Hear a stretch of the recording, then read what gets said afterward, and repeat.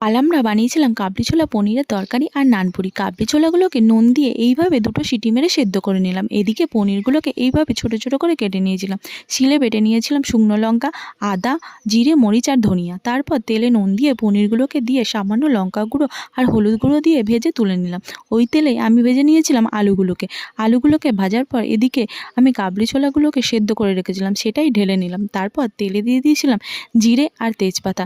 এরপর ওটা নেড়েচেড়ে দিয়ে দিলাম আদা বাটা, ওটাকেও নেড়েচেড়ে দিয়ে দিলাম শুকনো লঙ্কা বাটা। তারপর জিরে, মরিচ আর ধনিয়া একসাথে বাটা ছিল, ওটা দিয়ে দিলাম সামান্য জল। আর ওই জলেই দিয়ে দিলাম একটু সামান্য হলুদ গুঁড়ো আর কাশ্মীরি লঙ্কার গুঁড়ো। মশলা থেকে তেল ছেড়ে আসলে কাবলি ছোলা, আলু আর পনিরগুলোকে দিয়ে ভালো করে নেড়েচেড়ে কিছুক্ষণ বাদে সামান্য দই দিয়েছিলাম। তারপরে দিয়ে দিয়েছিলাম জল পরিমাণ মতো। ঝোল কমে আসলেই ওটাতে গরম মশলা দিয়ে নামিয়ে নিয়েছিলাম। আর এটা নানপুরি দিয়ে সার্ভ করেছিলাম। নানপুরির ভিডিওটা নেক্সট ভিডিওতে পেয়ে যাবে।